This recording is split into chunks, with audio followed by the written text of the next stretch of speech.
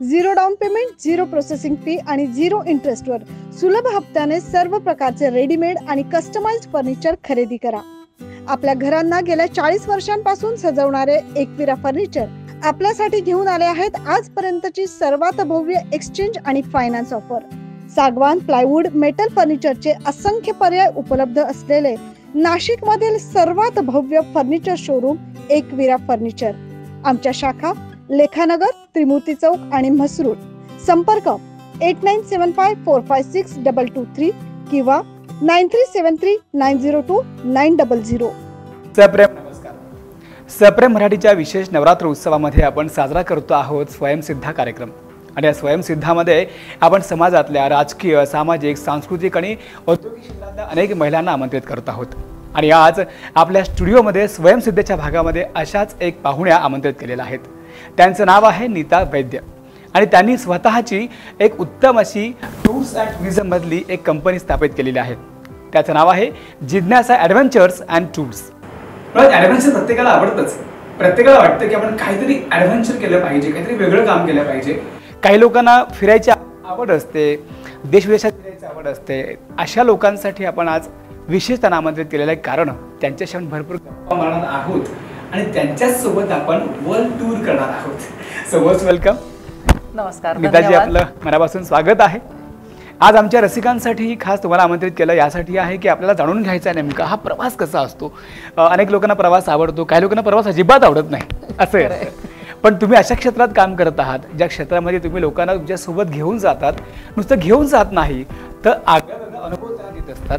आणि हा अनुभव तुमचा नेमका कसा आणि कधी सुरू झाला हे मला जाणून घ्यायचं आहे। नक्कीच आपण सगळेजण आज छान गप्पा मारूयात आपण दोघंही, आणि सगळ्यांना त्या निमित्ताने आपण त्याद्वारे भारताची आणि जगाची सफर घडवूयात। तत्पूर्वी मला आपल्या सगळ्यांना शारदीय नवरात्राच्या शुभेच्छा द्यायच्या आहेत। आणि आपल्या ज्या नवदुर्गा आहेत त्या नवदुर्गांकडनं आपण सगळ्यांनी शक्ती घ्यायची आहे ही, आणि शक्ती आपण स्वीकारायची आहे। सो सर, आपला प्रश्न की हा प्रवास सुरू कसा झाला, तर सगळ्यात महत्त्वाचं म्हणजे जसं तुम्ही म्हणालात की फिरण्याची आवड सगळ्यांना असते, काहीतरी ॲडव्हेंचरस प्रत्येकामध्ये दडलेलं असतं, तसं माझ्यातही होतं। मी शाळेमध्ये म्हणलं तर खूप अशी व्रात्य किंवा अवखळ मुलगी होते, खूप खेळायला आवडायचं, घराच्या बाहेर म्हणजे वर्गाच्या बाहेर राहण्यामध्ये जास्त आवड होती थोडक्यात।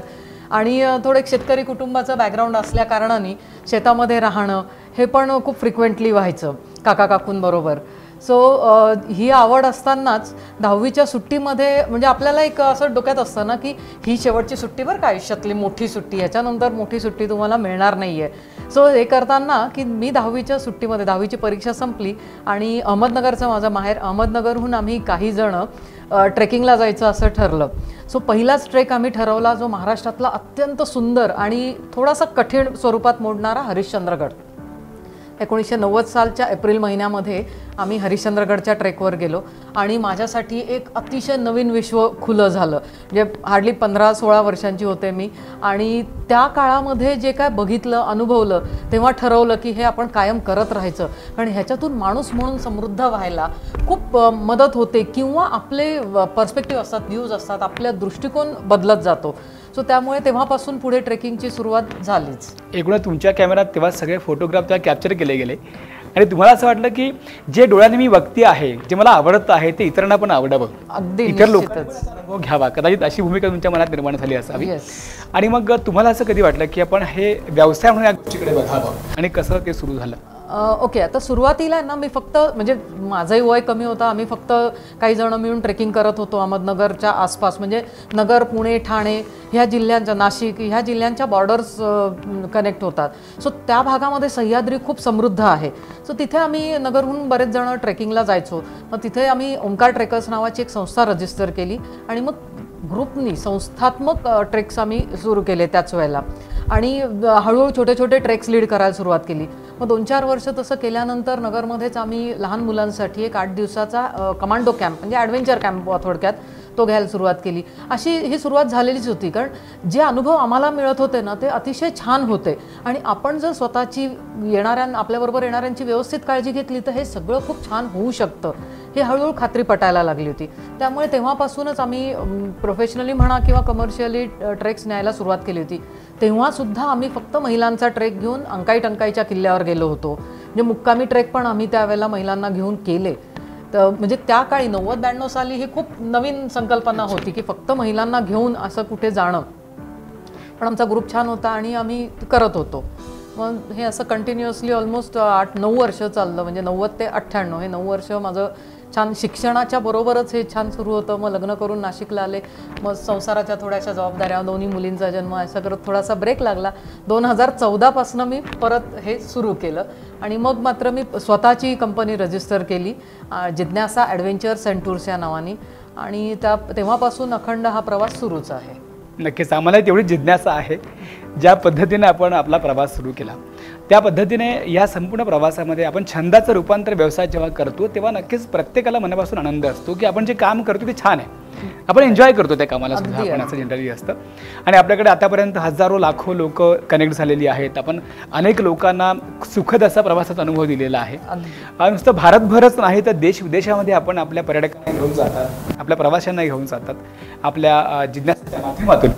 तर या सगळ्या प्रवासामध्ये मेमोरेबल असलेला एखादा मोमेंट आपला की जो अतिशय लक्षात राहतो म्हणलं तर अनेक आहेत. म्हणजे काही ट्रेक्सचे आहेत, काही टूरचे आहेत, काही जंगल टूरचे पण आहेत. आम्ही जंगल सफारी करत असताना ती अत्यंत देखणी वाघीण ज्यावेळेला आपल्या जीपच्या मागे आपल्याबरोबर साधारणतः 20 मिनिटं चालत येते, तो जो काय अनुभव असतो ना तो म्हणजे थ्रिलिंग आणि म्हणजे वर्णन सुद्धा नाही करू शकत. त्या गोष्टी अनुभवायलाच पाहिजेत.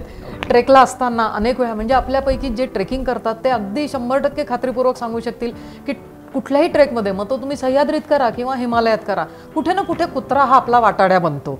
तर उत्तराखंडमध्ये एक ग्लेशियर ट्रेक करत असताना लेडीज स्पेशल बॅच होती माझी 2014 साली.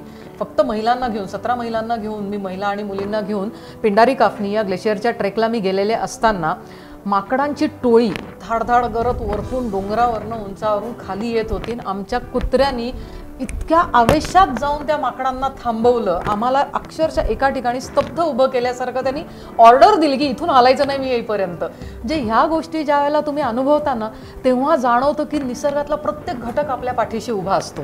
आणि कुठेही आपल्याला संकटात पडलो आपण जरा जरी जाणवलं की संकट येतं तर असे अनेक घटक आपल्याला पाठीशी उभे असतात, आपलं रक्षण करतात. जे माझ्या दृष्टीने तर निसर्गातला प्रत्येक घटक हा आपल्या भल्यासाठीच आहे.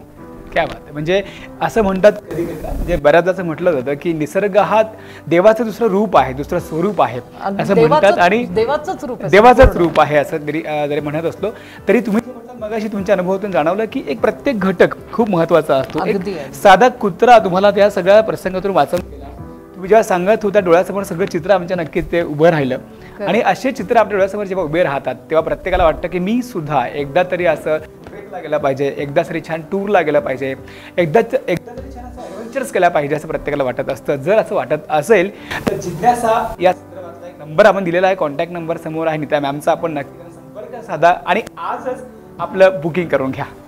प्रवास सुरू आहे, गप्पा सुरू आहेत तुमच्यासोबत, पण मध्ये आम्ही प्रमोशन पण करतो ना असं म्हणून चालू आहे. ओके नीता ताई, मला विचारायचं आहे तुम्हाला असं की या सगळ्या प्रवासामध्ये असे काही प्रवासी असतात जे आपल्याला लाईफ टाईम लक्षात राहून जातात. काही लोक अगदी छान नातं बनवतात तर काही लोक छान आठवणीतले राहून जातात. असं कोणी लक्षात आहे तुमच्या आयुष्यभर एकदम लक्षात राहून गेलं असं व्यक्ती? हो, खरं पाहिलं ना तर 90 सालापासून ज्यांच्या बरोबर मी ट्रेक्स केले, मग तो माझा स्वतःचा ग्रुप असो किंवा माझ्याबरोबर आलेले लहान मुलं असतील, मोठी माणसं असतील, महिला असतील, ते आजपर्यंत म्हणजे मला प्रत्येकाच्या विषयी काही ना काही आठवण निश्चितच आहे. अनेक वेळा लहान लहान मुलंसुद्धा आपल्याला इतकं शिकवून जातात ना. तसं पाहिलं तर आपल्या वयात अंतर खूप असतं. वयस्कर लोकांना, सिनियर सिटीजन्सच्या आम्ही काही टूर्स करतो आपल्या वयामध्ये, म्हणजे ते माझ्या आईवडिलांच्या आजी आजोबांच्या वयाचे असतात, पण तिथे आपण सगळे एका वयाचे होऊन जातो. ज्यावेळेला मी 8 वर्षाचं मूल आणि 60 वर्षाचे आजोबा यांना घेऊन एकत्र ट्रेक करते त्यावेळेला मुलं सुरुवातीला थोडेसे नाराज होतात, आम्हाला आजोबा आले तर मस्ती नाही करता येणार. आजोबांना वाटतं बापरे आता ही पोरं नुसती दंगा करणार. पण तिथे जे त्यांच्यामध्ये बॉन्डिंग तयार होतं ना ते मे बी घरी पण नाही बनत. कारण घरामध्ये ना प्रत्येकजण आपापल्या रोलमध्ये असतो. नातू हा नातवाच्या रोलमध्ये असतो, आई बाबा आईबाबांच्या रोलमध्ये असतात, आजी आजोबा आजी आजोबांच्या रोलमध्ये असतात. आणि तिथे प्रत्येकजण आपला रोल सोडून एक इंडिव्हिज्युअल असतो आणि मजा करायला आलेला असतो. त्यामुळे असे खूप छान अनुभव आहेत आणि प्रत्येक अनुभव हा मला समृद्ध करून जातो. माझ्याबरोबर येणारा प्रत्येक जण मला काही ना काही शिकवून जातो, मला अनुभवांनी समृद्ध करत जातो. जेव्हा आपण एखाद्या टूरला निघतो तेव्हा अनेक लोकांचा प्रश्न असतो की नेमकं काय तयारी केली पाहिजे, काय काय करायला नको, काय काय सगळं घेऊन जायला पाहिजे. बरं, ट्रेकवर जाताना बऱ्याचदा होतं की खूप वस्तू जड होतात, खूप सारे ठेवून जावं लागतात, असं होतं. तर तुमच्या अनुभवातून थोडंसं आमच्या रसिकांना पण सांगा की नेमकं काय आपण प्रिपरेशन केलं पाहिजे, बेसिकली काय तयारी केली पाहिजे. येस, आता एस्पेशली आपल्याला ज्या वेळेला स्वतःचं ओझं स्वतः घेऊन चालायचं आहे ना, ते म्हणजे ट्रेकिंग करताना. त्यावेळेला आम्ही एक तर सगळ्यात आधी ट्रेकला येणाऱ्यांच्याकडनं म्हणजे एक उदाहरणादाखल तुमच्या मुलांना तुम्हाला पाठवायचं आहे. मुलांचं वय आहे समजा 10 वर्ष आणि 13 वर्ष, तर त्यांच्याशी आणि आईबाबांशी किंवा घरच्यांशी व्यवस्थित आम्ही बोलून घेतो की आम्ही कुठे जातो आहे, तिथली जॉग्रफी कशी आहे, टेरेन कसा आहे, ट्रेकची डिफिकल्टी लेवल कशी आहे, आमच्या ॲक्टिव्हिटीज काय काय असणार आहे, डेली शेड्यूल कसं असणार आहे, ह्या सगळ्याची पूर्वकल्पना तुम्हाला जाते. आणि ह्याच्यातनं तुमचा कन्सेंट आल्यानंतरच आम्ही तुमचं रजिस्ट्रेशन करवतो. त्याच्यामध्ये फिजिकल फिटनेसचा भाग हा डेफिनेटली असतो, पण काय काय वस्तू बरोबर न्यायच्या ह्याची पूर्ण यादी दिली जाते. माझ्याकडे मी डेमो देते मुलांच्या आणि आईवडिलांची. ज्या वेळेला मीटिंग होते त्यावेळेला डेमो दिले जातात की आपली अशी सॅक असणार आहे, ही सॅक भरताना काय सिक्वेन्सनी भरायची आहे. तुम्हाला फ्रिक्वेंटली लागणाऱ्या गोष्टी जर तुम्ही सॅकमध्ये सगळ्यात तळाशी ठेवल्या तर त्याचा काहीच उपयोग नाही आहे. तुमचं फर्स्ट एड आहे, पाण्याची बाटली आहे, मंकी कॅप आहे किंवा रेनकोट पॉन्चो आहे, हे तुमचं वरती हाताशी असलं पाहिजे. औषध आहे, काही खाऊ आहे, हेवी आयटम जे आहेत, जे स्लिपिंग बॅग जे तुम्हाला कॅम्पसाईटवरच लागणार आहे, तर हे खाली असलं पाहिजे. अनेकदा काय होतं की आता मोठे ट्रेक जे असतात त्याला आजकाल आम्ही पोर्टरच घेऊन जातो, खच्चर किंवा पोर्टर. मग ते मेजर सामान असतं ते त्यांच्याबरोबर गेलेलं असतं, पण आपला डे सॅक किंवा डे बॅग जी असते ती आपल्याबरोबर असते. तर ती बॅग कशी भरायची इथपासून सगळं आम्ही मुलांना दाखवतो किंवा पार्टिसिपंट्सना दाखवतो.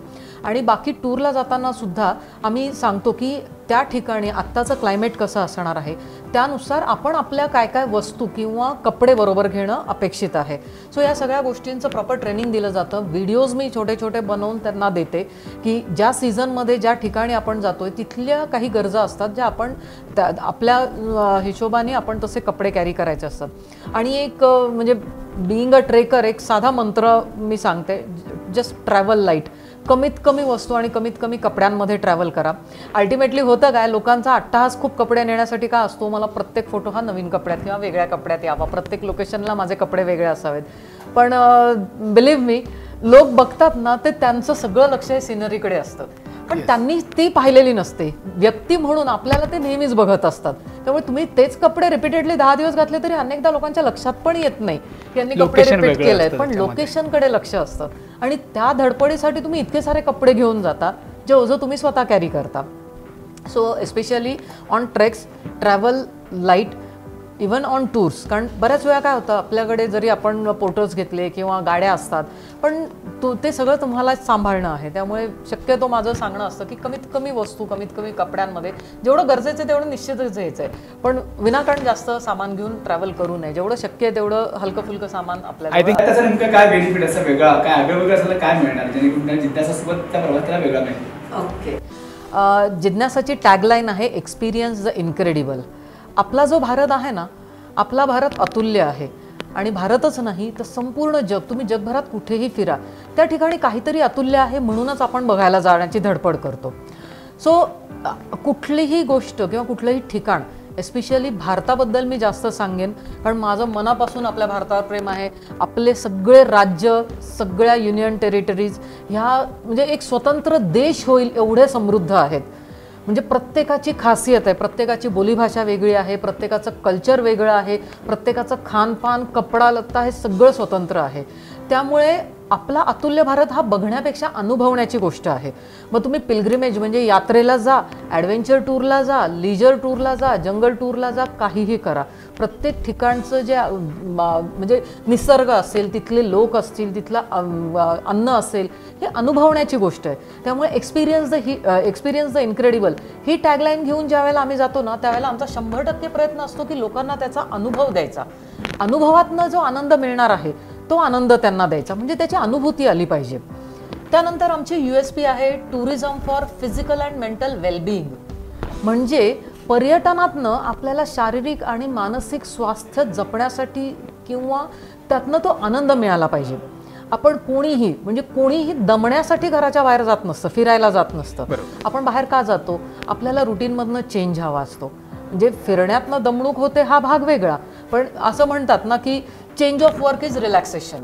सो हा तोच प्रकार आहे. पण मग त्याच्यामधनं एक्झॉस्ट होणं, फटीग होणं ह्याच्यापेक्षा आपण असे जर आनंदाचे क्षण जास्तीत जास्त अनुभवले, उपभोगले, तर निश्चितच तो सगळा स्ट्रेस आपला रिलीज होतो. म्हणून आम्ही म्हणतो की आमच्याबरोबर पर्यटनाला ज्यावेळेला तुम्ही याल ना, आता एक साधी गोष्ट आहे, म्हणजे सिमला, कुलू, मनाली हे एक अतिशय ठराविक एकदम हिट ट्रायंगल आहे भारतातलं, किंवा एक सर्कल आहे की त्या ठिकाणी सगळ्या भारतीयांना जायची इच्छा असते.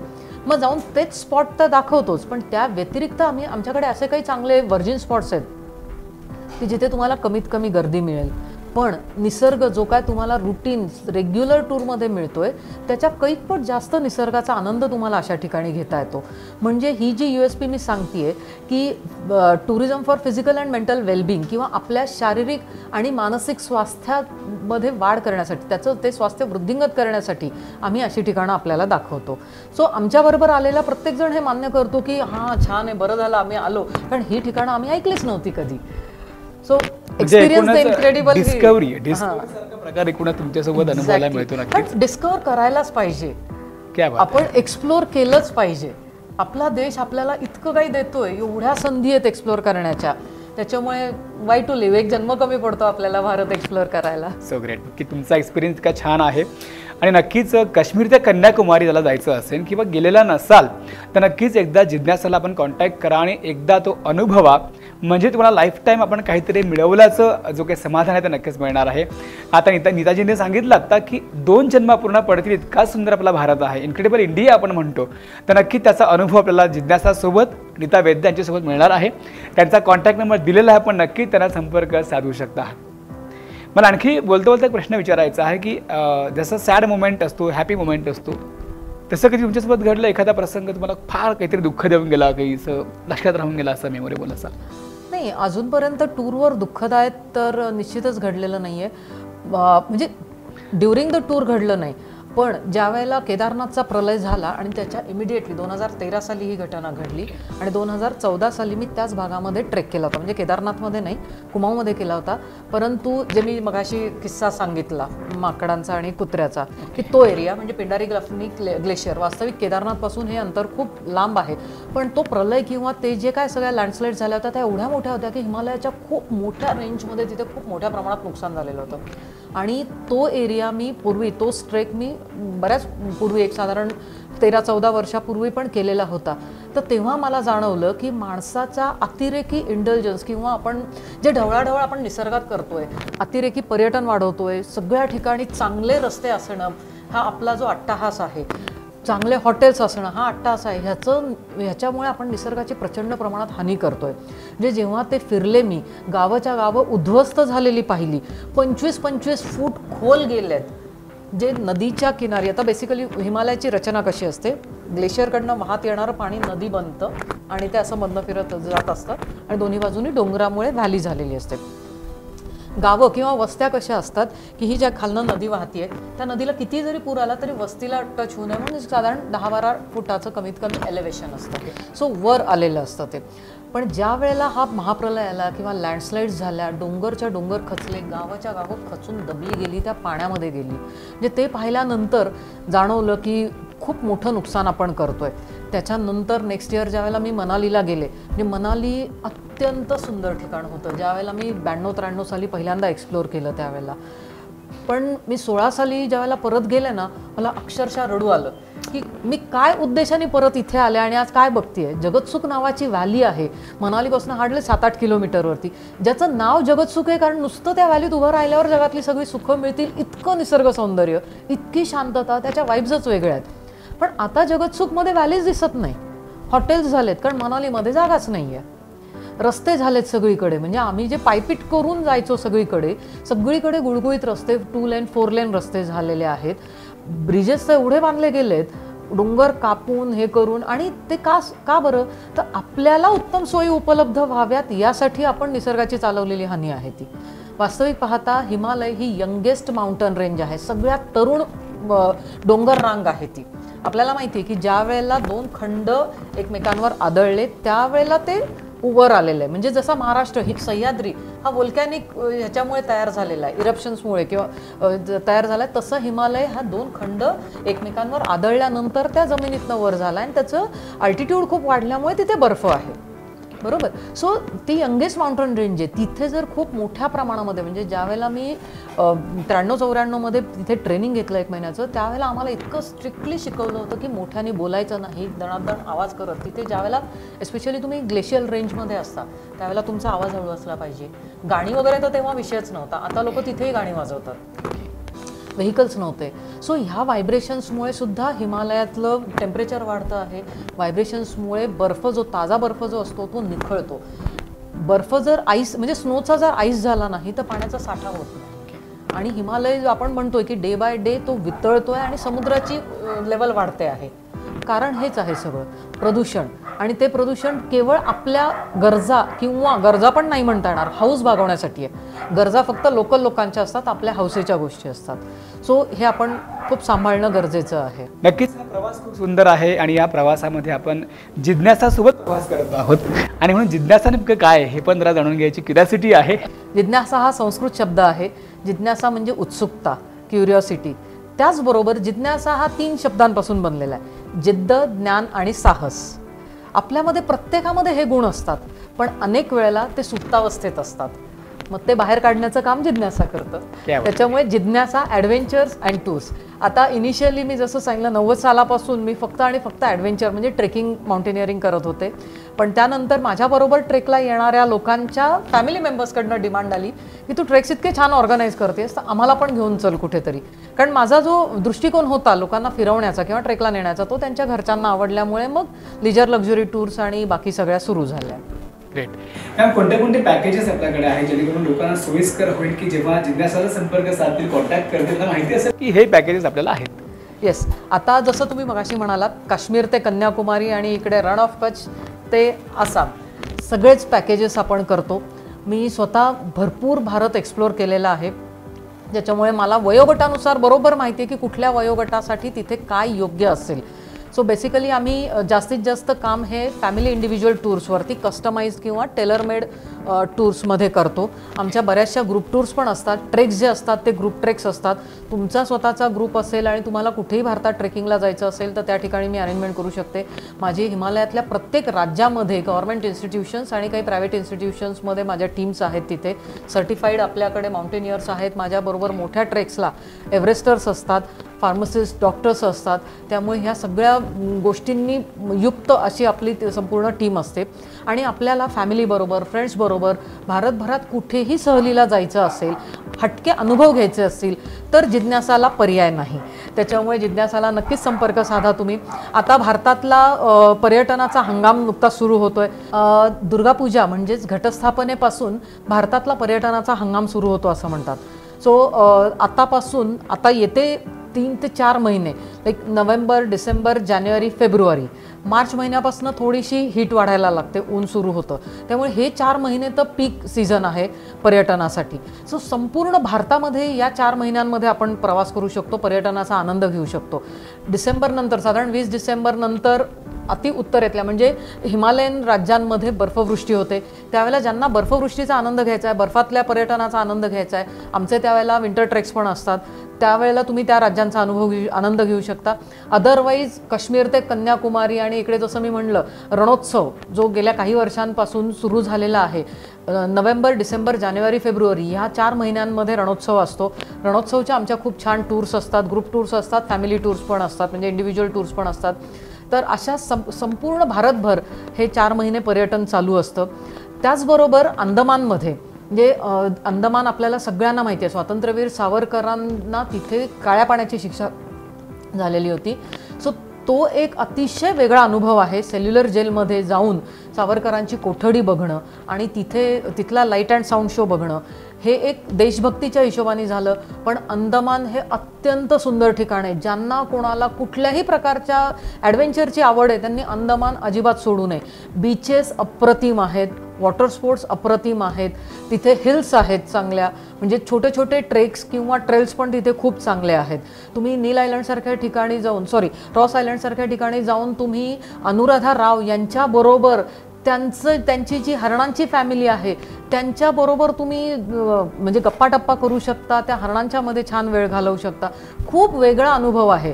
जरावा जे बारटांगा आयलंडला जरावाज आहेत किंवा तिथे मॅनग्रोव्ज म्हणजे खारफुटीची जंगलं आहेत, तिथे काही केव्ज आहेत, लाईम केव्ज आहेत, तर त्या केविंगचा आनंद आपण घेऊ शकतो. सो एक साधारणतः 8 दिवसाची आयटनरीज आपण बनवली, 8 नाईट 9 डेज, तर अंदमानचं खूप सुंदर आनंद आपल्याला घेता येतो. नंतर ह्युमिडिटी सुरू होते, ऊन वाढतं, त्याच्यामुळे नोव्हेंबर ते फेब्रुवारी हा उत्तम हंगाम आहे अंदमानच्या दृष्टीने. आणि बाकी भारतभरात तर आपण फिरू शकतो. आता आमच्या ज्या आहेत त्या दिवाळीमध्ये जर तुम्हाला कुठे जायचं असेल तर दिवाळीच्यासाठी तुम्ही आमच्याकडे बुकिंग करू शकता. दिवाळीचं ऑलमोस्ट आता ॲक्च्युली बुकिंग फुल आहेत, परंतु दिवाळीच्या नंतर कुठेही जायचं असेल तर तुम्ही आम्हाला नक्कीच संपर्क साधू शकता. तुमच्या आवडीनुसार तुम्ही कोण जाताय त्याच्यानुसार, म्हणजे घरातलं काय वयोगट प्रवास करतोय, तुमच्या उद्दिष्टांनुसार आम्ही आपल्याला छान पॅकेज बनवून देऊ. ह्याच्याच जोडीला आम्ही सोशल टूर्स पण घेतो. बाबा आमटेंच्या जे प्रोजेक्ट्स आहेत, आनंदवन, हेमलकसा, सोमनाथ, हे 3 प्रोजेक्ट्स आणि त्याच्या जोडीला ताडोबाच्या जंगल सफारी हे आम्ही देतो. हे आमची 6 दिवसांची खूप छान सोशल टूर असते. तर त्या सोशल टूर्स आमच्या आता दिवाळीनंतर सुरू होतात, त्याला तुम्ही आम्हाला जॉईन करू शकता. आमच्या ग्रुप टूरमध्ये येऊ शकता किंवा तुम्हाला तुमच्या फॅमिलीला जायचं असेल तर मी ते सुद्धा तुमचं बुकिंग करून देऊ शकते. भारतभरातली जंगलं आता ऑक्टोबरनंतर ओपन होतात. साधारणतः असं म्हणलं जातं की मध्य भारत आणि दक्षिण भारतातली जंगलं जून ते ऑक्टोबर एंड बंद असतात, कारण प्राण्यांचा ब्रीडिंग सीझन असतो, मॉन्सून असतो म्हणून. सो आता जंगल्स ओपन होतील. आता जंगल सफारीसाठी, जंगल टूरसाठी खूप सुंदर हंगाम आहे हा. सो जंगलाचा आनंद आणि अनुभव घेण्यासाठी संपूर्ण भारतातली जंगलं आपण या सीझनमध्ये फिरू शकतो. विंटर ट्रेक्स असतात आमचे नोव्हेंबरपासून साधारणतः. तुम्हाला स्नो ट्रेक करायचे असतील तर डिसेंबर एंड नंतर साधारण फेब्रुवारीपर्यंत टफ ट्रेक्स आहेत, मात्र ते थोडंसं डिफिकल्टी लेवल हाय जाते, ते ट्रेक्स आहेत. परत मार्चपासून थोडा बर्फ वितळायला लागला की समर ट्रेक्स सुरू होतात. मग टिल 15 जून समर ट्रेक्स चालतात. मॉन्सूनमध्ये मी शक्यतो करत नाही, कारण त्याचं असं आहे की जसं मी सांगितलं की जंगलं बंद असतात, तर मॉन्सून हा प्राण्यांचा, पक्ष्यांचा, कीटकांचा, हंगामाचा सीझन असतो. म्हणजे त्यांचं ब्रीडिंग, त्यांचं मेटिंग त्या काळात होतं. आणि आपण जर निसर्गामध्ये विनाकारण ढवळाढवळ केली खूप मोठ्या संख्येने तर त्यांचं जर ब्रीडिंग होऊ शकलं नाही तर हळूहळू त्यांची संख्या कमी होत जाते आणि निसर्गाची सायकल जी असते, एक साखळी असते, ती साखळी आपण डिस्टर्ब करतो. त्यामुळे मी शक्यतो मॉन्सूनमध्ये ट्रेक्स किंवा ट्रिप्स, म्हणजे आपल्याला अनेक वेळा आपण बघतो की हरिहर सारख्या गडावरती एकेका दिवशी 5-5, 7-7 हजार लोक जातात. तुम्ही विचार करा तिथल्या निसर्गाची किती हानी होत असेल. काही कीटक असतात, काही फुलपाखरं असतात, काही छोटेसे पक्षी असतात की जे त्याच दरम्यान ब्रीड करतात आणि त्यांचा लाईफस्पॅन हा हार्डली 3-4-6 महिन्यांचा असतो. आपल्या पायदळी असे अनेक तुडवतो आपण. काही छोटी छोटी झाडं असतात, रानफुलं असतात, गवताचे अनेक प्रकार असतात, अनेक प्रजाती असतात जे आपण तुडवतो. सो त्याच्यामुळे ही निसर्गाची हानी टाळण्यासाठी मी शक्यतो हे 3 ते 4 महिने टूर्स करत नाही. मग त्या काळामध्ये आपण देवदर्शनाला जाऊ शकतो. कारण नीताजी, मला इंटरप्ट करायला नक्कीच आवडेल की एवढ्या टूर्स पॅकेजचं काम आपण करतात, कमर्शियली बिझनेस करतात, पण निसर्गाचं पण थोडं भान ठेवतात. हॅट्स ऑफ तुम्हाला. येस, कारण कमी लोक असतील जे स्वतः निसर्गाचं जाणीव ठेवत असतील आणि सगळ्या गोष्टींचा विचार करून बिझनेस करत असतील, फार कमी लोक नक्कीच असतील. ॲडव्हेंचर आमच्या नावात आहे, आमच्या रक्तात आहे. त्याच्यामुळे ॲडव्हेंचर इंटेन्शन म्हणजे आपण टूरला जाताना काय उद्देशाने बाहेर पडलोय, एक्सपिरियन्स आणि रिस्पॉन्सिबल टुरिझम. म्हणजे आपण एक रिस्पॉन्सिबल किंवा म्हणजे सस्टेनेबल टुरिझम जर आपल्याला हवं असेल तर each and every one has to behave like a responsible tourist or traveller. आपण स्वतःची जबाबदारी नीट ओळखून जर फिरलो तर आपण कुठल्याही प्रकारे ज्या ठिकाणी जातोय त्या ठिकाणाला, तिथल्या कल्चरला, तिथल्या निसर्गाला हानी पोचवणार नाही. ह्याची संपूर्ण जबाबदारी ही प्रत्येक इंडिव्हिज्युअलची असते. आम्ही कुठल्याही टूरला जातो ना तर ट्रेकला तर आम्ही लोकल फूडच खातो, परंतु टूरला सुद्धा जातो तर माझा पूर्ण कटाक्षाने प्रयत्न असतो की तिथल्या लोकल लोकांमध्ये जायचं, त्यांच्या घरी जाऊन त्यांची घरं बघायची, कशा रचना असतात, त्यांच्याबरोबर एक तरी जेवण घ्यायचं. ते जे घरात बनवतात तेच आपल्यासाठी बनवायला सांगायचं, त्यांच्याबरोबर एक जेवण घ्यायचं. घरोघरी काही व्यवसाय चालू असतात तर ते व्यवसाय बघायचे. ते आपल्याला म्हणजे त्यांच्याकडूनच डायरेक्ट आपण वस्तूंची खरेदी करायची. आपण अनेक वेळा खूप मोठ्या पोर्टल्सवरती, ऑनलाईन पोर्टल्सवरती वगैरे काही वस्तू बघतो. तुम्हाला विश्वास बसणार नाही, त्या वस्तू अतिशय छोट्या घरात बनलेल्या असतात. आता कच्छसारखं ठिकाण आहे की ज्या ठिकाणी वाळवंट आहे, वाळू आहे, रेती आहे आणि मिठाचं वाळवंट आहे, की जिथे भाजीपाला होत नाही, कुठलेही बाकी व्यवसाय नाही आहेत. घरोघरी अगदी 5-6 वर्षाच्या मुलींपासून ते आजी आजोबांपर्यंत ते लोक ह्या कलाकुसरीच्या वस्तू बनवतात. मग ते क्ले वर्क असेल, मणी वर्क असेल किंवा लेदरचं असतं, पुठ्ठ्यांचं असतं, आरशांचं वर्क असतं. सो ह्यांना अक्षरशः 10-10 हजार वस्तूंच्या ऑर्डर एकेकाला प्रत्येक घरात मिळत असतात आणि ते लोक त्या वस्तू बनवताना आपण बघू शकतो. त्यांच्याकडून म्हणजे त्यांच्या गोधड्या वगैरे पण खूप फेमस आहेत, तर ते आपण तिथे बघू शकतो आणि डायरेक्ट त्यांच्याकडनं खरेदी करू शकतो. आता उत्तरेमध्ये फिरताना त्यांची जी वूल असते विशिष्ट प्रकारची, म्हणजे त्यांच्या मेंढ्या पण वेगळ्या असतात, तर त्या मेंढ्यांपासून काढलेल्या लोकरीचे ते ब्लँकेट्स बनवतात किंवा जॅकेट्स बनवतात, टोप्या बनवतात. तर अशा आम्हाला जाता येता घरोघरी दिसतात. मग त्यांच्याकडे जायचं, त्यांचं हातमागाचं काय आहे ते समजून घ्यायचं आणि त्यांच्याचकडनं वस्तू घ्यायची. कित्येकदा तर असं होतं की त्यावेळेला तयार नसतं, मग मी त्यांना एक टोकन देऊन ठेवते, त्यांना सांगते ह्या पत्त्यावर पाठवून द्या. लोक आमचे ट्रेकला येणारे खरेदी करतात आणि मग उरलेली रक्कम आम्ही त्यांना पाठवून देतो. किंवा बऱ्याच वेळा काही लोक तर इतके दिलदार असतात ना, 100% ॲडव्हान्स देऊन टाकतात की हे पैसे कुरिअरचे पण घेऊन ठेवा, तुम्ही आम्हाला आमच्या घरी कुरिअर करा. कारण अनेक वेळा इतक्या अंतर्भागात आम्ही असतो की तिथे अजिबात फोनला रेंज नसते. मग त्याच्यामुळे नंतर पण त्यांना पैसे कसे पाठवायचे हा प्रश्न असतो. मग त्यांनाही ते सांगितलेलं असतं की ज्या वेळेला तुम्ही मोठ्या गावामध्ये जाल जिथे पोस्टाची सुविधा अवेलेबल आहे, अशा वेळेला आम्हाला पोस्टाने पाठवून द्या. सो कुठल्याही ठिकाणी जाताना आहे ना, लोकल इकॉनॉमीला कशी चालना मिळेल हा आमचा उद्देश असतो. मग तिथलं लोकांच्याकडे जाऊन फूड त्यांचं बरोबर त्यांचं अन्न खाणं, मग त्याच्यामध्ये आपल्याला आपण समृद्ध कसे होतो की जे आपण म्हणतो की ज्या ठिकाणी आपण जातो तिथलं खाल्ल्याने त्रास होत नाही. आणि ती गोष्ट अगदी खरी आहे. कडक बर्फ असलं सगळीकडे तरी तिथलं जर अन्न आपण खाल्लं ना, तर तुम्हाला ना थंडीचा त्रास होतो ना पोट बिघडण्याचा त्रास होतो.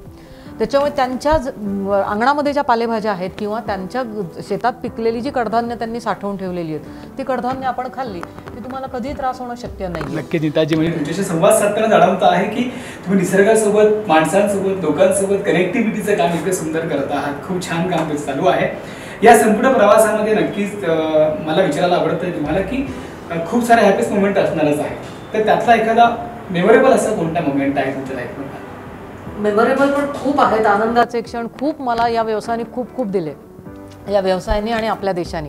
पण आता इमिडिएटली मी गेल्या वर्षीचाच एक अनुभव सांगेल. गेल्या वर्षी नवरात्रीमध्ये मला माझ्या मुलींना एकत्र फिरायला आजकाल खूप कमी वेळ मिळतो, कारण त्यांचं शिक्षण असेल किंवा त्यांचे स्वतःचे काही व्यवधानं असतात, त्याच्यामुळे एकत्र आम्ही बऱ्याच दिवसात फिरलो नव्हतो. म्हणून मग नवरात्रामध्ये मी मथुरा, वृंदावन, गोवर्धन, गोकुळ या ठिकाणी आम्ही एक 5-6 दिवस तिघीजणी फिरत होतो. सो नवरात्र सुरू होतं आणि नवरात्रीमध्ये 2 कुमारिका आपल्याला आयत्या मिळत आहेत, हे असं तिथे आलेल्या भाविकांनीच त्यांची तिथल्या तिथे थोडी पूजा करून किंवा आनंदाने त्यांना काहीतरी भेटवस्तू देऊन, भेटवस्तू म्हणजे त्यांच्याकडे त्यावेळेला अक्षरशः काही नव्हतं, पण 50 रुपये का होईना त्या मुलींच्या हातावर ठेवले. आणि माझ्या मुली आता तशा बऱ्याच मोठ्या आहेत, 20 आणि 23 वय आहे त्यांचं, म्हणजे अगदी लहान असताना कुमारिका म्हणून सगळीकडे जाणं व्हायचंच त्यांचं. पण तेव्हा सुद्धा की नवदुर्गा में हमको कुमारिका पूजने को मिल रही है, याचा आनंद त्या पर्यटकांना जो व्हायचा. आणि मथुरेमध्ये, वृंदावनमध्ये तो खूप छान आनंद, म्हणजे आमच्यासाठी सरप्रायझिंग होतं की एवढ्या लांब परक्या राज्यामध्ये आपल्याला असे काही अनुभव मिळत आहेत. किंवा त्यावेळेला आम्ही यमुनेची आरती ज्या वेळेला हे करत होतो त्यावेळेला त्यांनी बघितलं की 3घीच जणी महिला आहेत आणि खूप गर्दी होती, तर तिथल्या पुजाऱ्यांनी पटकन आम्हाला वरती बोलून एकदम एका छान ठिकाणी उभं केलं. म्हणे दीदी यहाँ पे रुको, यहाँ से सब अच्छा दिखेगा. आणि दिसलं तर सुंदरच आम्हाला. त्यांनी अक्षरशः आरती घेतो आपण, तर ते आरती आणि त्यांची म्हणजे खूप मोठे असते असे, म्हणजे प्रचंड मोठं आरतीचं ताट म्हणतच नाही आपण, ते अशी उभी आरती असते, तर ते आणून दिलं. मग म्हणजे अशी स्पेशल ट्रीटमेंट वाटली. वास्तविक आमची काहीही ओळख नव्हती, त्यांनाही माहीत नव्हतं की हा माझा व्यवसाय. म्हणजे बऱ्याच वेळा कसं असतं, व्यवसाय कळल्यानंतर परत यांनी आपल्याकडे यावं या उद्देशाने काही लोकांचं वर्तन तसं असू शकतं, पण काहीही कारण नसताना हे ज्या वेळेला आपल्याला अशी छान ट्रीटमेंट मिळते ना, त्यावेळेला जाणवतं माझा देश जगातला सगळ्यात सुरक्षित देश आहे आणि सगळ्यात सुंदर देश आहे. क्या बात आहे. कारण तुमचं उद्देशच ते आहे, जिज्ञासाला घेऊन तुम्ही चाललेला आहात, त्यामुळे तुम्हाला नक्कीच सगळे अनुभव चांगले आहेत. ह्या सगळ्या प्रवासामध्ये तुम्हाला नक्कीच अनेकांची साथ मिळाली, पण तरीसुद्धा तुमच्या लाईफमध्ये असं कोण आहे ज्यांच्यामुळे खूप जास्त तुम्हाला सपोर्ट मिळाला सगळ्या बिझनेससाठी तुमच्या? येस, बिझनेससाठी सपोर्ट माझ्या कुटुंबियांचा आहे, माझ्या मुलींचा खूप जास्त आहे.